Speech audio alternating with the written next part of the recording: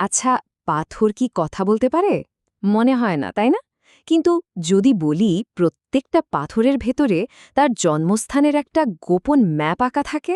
হ্যাঁ, আজ আমরা ঠিক সেই ম্যাপটা পড়ার রহস্যই ভেদ করতে চলেছি।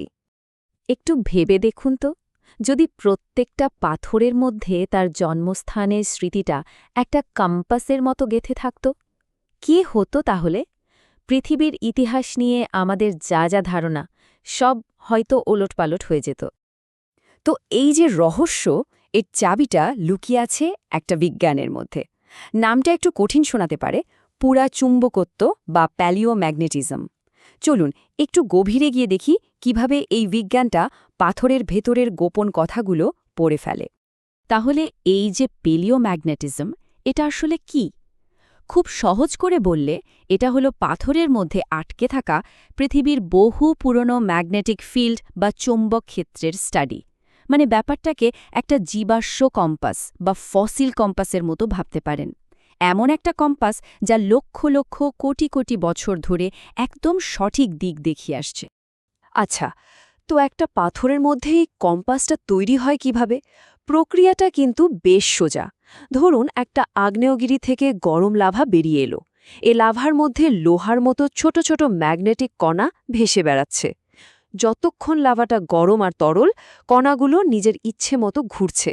কিন্তু যেই মুহূর্তে লাভাটা ঠান্ডা হয়ে শক্ত হতে শুরু করে, অমনি ওই কণাগুলো তখনকার পৃথিবীর ম্যাগনেটিক নর্থ পোলের দিকে মুখ করে ব্যাস স্থির হয়ে যায়। আর একবার পাথরটা জমে গেলে ওই দিকটা একেবারে লক হয়ে যায় চিরদিনের জন্য। এটাই হলো পাথরের সেই পার্মানেন্ট মেমোরি। কিন্তু একটা মজার ব্যাপার ঘটল। বিজ্ঞানীরা যখন প্রথম এই ফসিল কম্পাসগুলো পড়া শুরু করলেন, তারা এমন সব তথ্য পেলেন যা মেলাতেই পারছিলেন না। মানে সবকিছু কেমন যেন গণ্ডগোল হয়ে যাচ্ছিল। তৈরি হলো এক বিরাট ধাঁধা। ব্যাপারটা কি ছিল জানেন? বিজ্ঞানীরা দেখলেন, ধরুন ভারতের কয়েক লক্ষ বছরের পুরনো পাথরগুলো যে উত্তর মেরুর দিকে ইশারা করছে, ঠিক একই বয়সে ইউরোপের পাথরগুলো দেখাচ্ছে একদম অন্য একটা দিকে। মানে একই সময়ে পৃথিবীতে দুটো আলাদা উত্তর মেরু। এটা কিভাবে সম্ভব? এটা তো হতেই পারে না। তো স্বাভাবিকভাবেই বিজ্ঞানীদের মাথায় এই প্রশ্নটাই এলো যে পৃথিবীতে কি তাহলে একসময় অনেকগুলো উত্তর মেরু ছিল? কিন্তু সেটা তো অসম্ভব, নর্থ পোল তো একটাই হবে। তাহলে আসল রহস্যটা কোথায়? আর এখানেই আসে সেই যুগান্তকারী আবিষ্কারটা। এমন একটা সমাধান যা শুধু এই ধাঁধার উত্তরই দেয়নি, পৃথিবীকে দেখার আমাদের পুরো দৃষ্টিভঙ্গিটাই আমূল বদলে দিয়েছিল। আসল সত্যিটা কি ছিল জানেন? মেরুগুলো কোথাও যায়নি, নর্থ পোল তার জায়গাতেই ছিল। আসলে সরেছিল আস্ত মহাদেশগুলো। হ্যাঁ, ঠিকই শুনেছেন, যে বিশাল বিশাল টেকটনিক প্লেটের ওপর আমরা সবাই দাঁড়িয়ে আছি, সেগুলোই লক্ষ লক্ষ বছর ধরে পৃথিবীর বুকে ভেসে বেরিয়েছে। এই ব্যাপারটা বোঝার জন্য একটা দারুণ উদাহরণ আছে। ভাবুন, এক টুকরো ভেজা কাদামাটি হচ্ছে আমাদের চলমান মহাদেশ, আর তার ওপর আপনি একটা কম্পাস রেখে দিলেন। এই কম্পাসটাই হলো পাথরের ভেতরের ওই ম্যাগনেটিক কণা। এখন মাটিটা যখন শুকিয়ে শক্ত হয়ে গেল, কম্পাসটাও সেখানে ফেসে গেল, তাই না? এরপর আপনি যদি ওই মাটির টুকরোটা উঠিয়ে অন্য কোথাও নিয়ে যান, কম্পাসের কাঁটাটা কিন্তু তার আগের সেই আসল উত্তরের দিকেই পয়েন্ট করে থাকবে। মহাদেশগুলোর ক্ষেত্রেও ঠিক এটাই হয়েছে। তো মহাদেশগুলো যে সত্যিই নড়াচড়া করছে, এর আরও শক্তপোক্ত প্রমাণ কিন্তু লুকিয়েছিল। কোথায়? একেবারে সমুদ্রের গভীর তলদেশে। চলুন এবার সেই দিকেই নজর দেয়া যাক।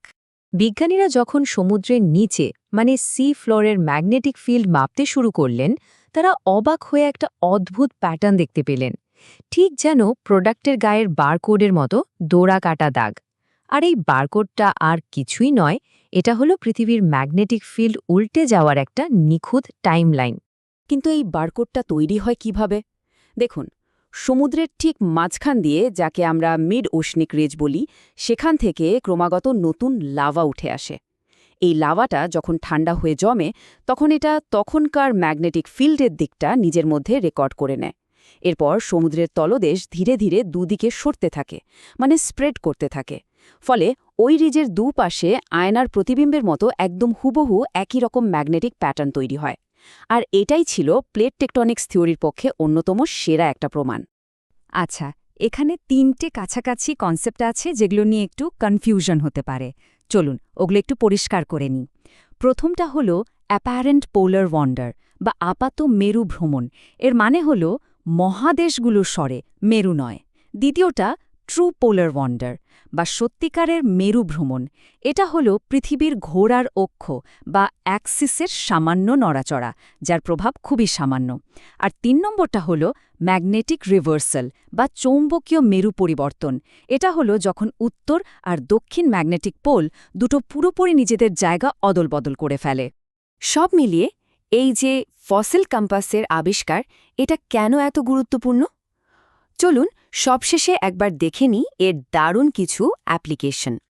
এই ফসিল কম্পাস বিজ্ঞানীদের হাতে যেন একটা জাদুর বাক্স তুলে দিয়েছে।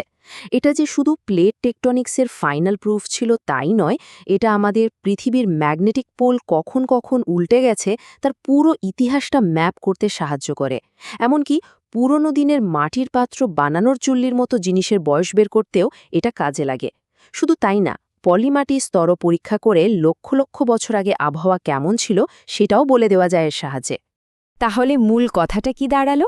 এটাই যে প্রত্যেকটা পাথর আসলে এক একটা নীরব ইতিহাসবিদ, একটা টাইম ক্যাপসুল। আর পেলিওম্যাগনেটিজম বা পুরা চুম্বকত্ব হলো সেই ভাষা যেটা দিয়ে আমরা পাথরের মুখে বলা সেই অসাধারণ গল্পটা পড়তে পারি। তো এই সব কিছুর পর একটা প্রশ্ন কিন্তু থেকেই যায়, যদি পাথর আমাদের গ্রহের এত বর্ণময় অতীতের চাবিকাঠি হতে পারে, তাহলে আমাদের ভবিষ্যৎ নিয়েও কি তারা কিছু বলতে পারে? কোনো ইঙ্গিতকে লুকিয়ে আছে তাদের মধ্যে? উত্তরটা হয়তো ওই পাথরের ভাঁজেই কোথাও লেখা আছে।